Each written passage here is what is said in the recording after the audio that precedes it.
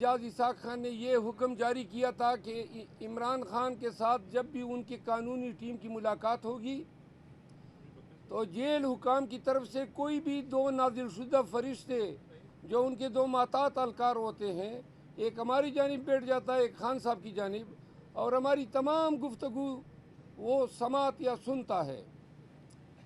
دوسرا، ہم نے یہ عذر اٹھایا تھا کہ ہمیں کوئی کاغذات ان کے پاس لے جانے نہیں دیے جاتے، اور جو بھی کاغذات ہم لے جاتے ہیں وہ ہم سے زبردستی لیے جاتے ہیں، ان کو سکین اور کاپیاں کر کے بعض اوقات لوٹا دیے جاتے ہیں، بعض اوقات لوٹائے بھی نہیں جاتے ہیں۔ تو تیسری اس میں پٹیشن میں یہ ہماری استدعا تھی کہ پی ٹی آئی کے چند منتخب ایم این ایز اور ایم پی ایز ملنا چاہتے ہیں، تو جج صاحب نے ملاقات کی بھی اجازت دی، اسٹیشنری لے جانے کی اجازت دی، اور سختی سے ممانعت کی کہ خان صاحب کے ساتھ لیگل ٹیم کی میٹنگ کو کوئی جو ہے نہیں سنے گا اور اتنے فاصلے پہ رہے گا کہ کنورسیشن اس کو سنائی نہ دے۔ تاہم جو ہماری گزشتہ ملاقاتی ہوئی اور آج تک جیل حکام جو ہیں مسلسل اس حکم کو پامال کر رہے ہیں، جس پہ آج عدالت نے نوٹس لیتے ہوئے ایڈوکیٹ جنرل اسلام آباد کو نوٹس کر دیا ہے، اور ساتھ میں جیل سپرڈنٹ اڈیالہ اسد وڑائچ کو توہین عدالت کی الزام میں طلب کر لیا ہے۔ 3 ایام میں اس سے تحریری حلف پہ رپورٹ بھی طلب کی ہے۔ یہ آج کی تازہ ترین ہے۔ ابھی انشاءاللہ نیشنل اسمبلی جا رہے ہیں، وہاں کی جو کارروائی ہوگی پھر آپ کے کولیگز کو وہاں پہ بتائیں گے۔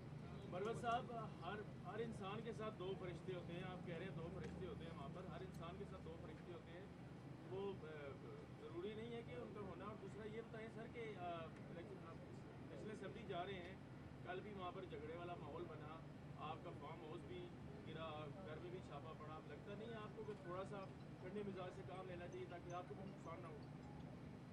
نقصانات تو اب اتنے ہو گئے ہیں کہ اب نقصان ہی نہیں رہا۔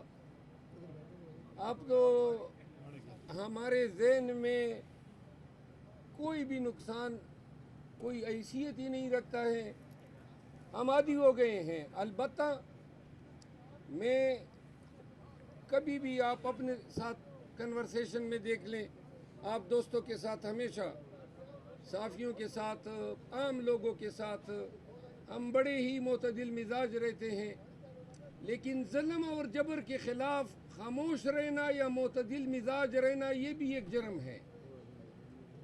ایگریشن جو انسانی حقوق کے خلاف ہو رہی ہے، ہم آپ لوگوں کی آواز ہیں، ہم پاکستانیوں کی آواز ہے، آپ کے لیے، پاکستانیوں کے حق کے لیے ہم نے اس جبر کے ماحول میں پورے تمطراق کے ساتھ آواز اٹھایا ہوا ہے۔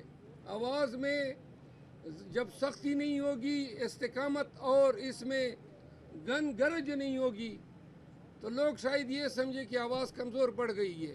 صرف جابر کے خلاف، ظالم کے خلاف اور طاقتور کے خلاف جو ہے آپ کو ہماری آواز میں گن گرج سنائی دے گی۔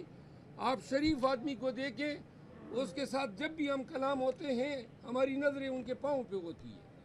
مروت صاحب، کل جب عمر ایوب کی تقریر چل رہی تھی اور آپ سفارتی تعلقات نبھا رہے تھے بلاول بھٹو زرداری اور پرویز اشرف صاحب کے ساتھ، ایک تاثر یہ اس وقت دیا جا رہا ہے کہ شیر افضل مروت صاحب قیادت کی بات کو نہیں سنتے، کیا کمنٹ کریں گے؟ قیادت کی کیا بات ہے جو میں نہیں سنتا ہوں؟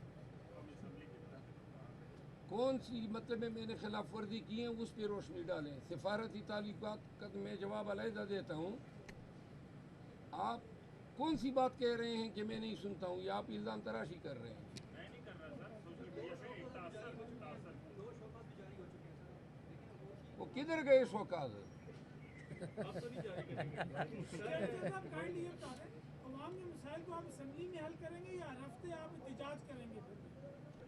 نہیں، اسمبلی میں تو مسائل حل نہیں ہوتے ہیں، اسمبلی میں تو مسائل پیدا ہوتے ہیں۔ یہ مسئلہ اسمبلی میں پیدا ہوا ہے۔ یہ جو اجنبی لوگ ایم این اے بن کے بیٹھے ہیں، شہباز شریف صاحب جو ہیں حلف کے لیے اب اس میں شیروانی بھی اپنے ناپ کی سلوائی ہوگی اور پہن کے پھر حلف بھی اٹھائے گا۔ اسمبلی جو ہے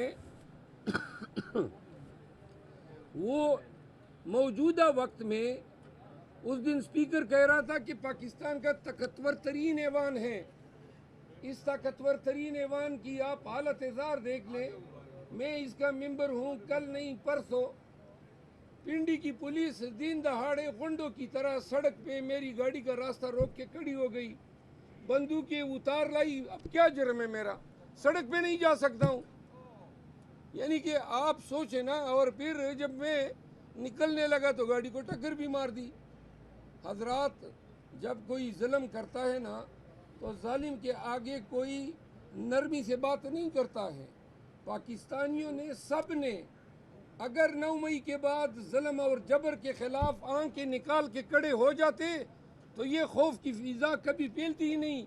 پوری قوم کو بیمار کر دیا اس خوف نے. پوری قوم کو انہوں نے جو ہے ڈر اور خوف میں مبتلا کر کے نفسیاتی مریض بنا دیا ہے.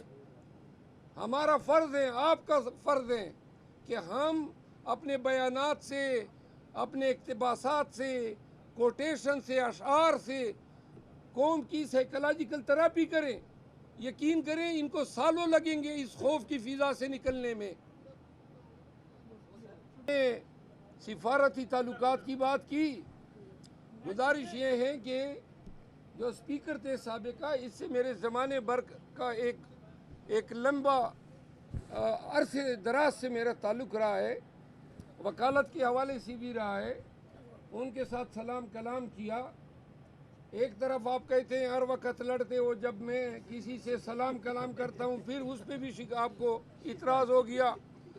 جب اس سے سلام کلام کیا تو ساتھ میں بلاول بھٹو زرداری صاحب بیٹھے ہوئے تھے, تو ان کے ہی ایما پہ میں نے ان کے ساتھ سلام کلام کیا. اگر میں نے کوئی غلط کام کیا ہو تو میں معذرت مانگ لوں گا.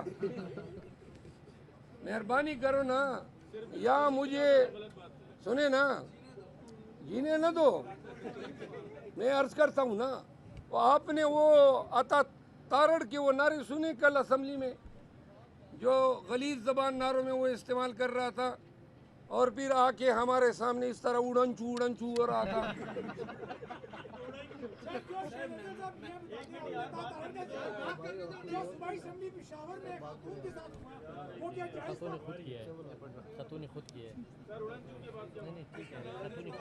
سنیں نا جی, وہ اس طرح اڑنچو ہو رہا تھا اور ساتھ میں غلط نعرے لگا رہا تھا. میں قسماً کہتا ہوں کہ لمحوں کی دیر تھی, عطا تارڑ وڑ چکا تھا, لیکن بس اللہ نے کرم کیا.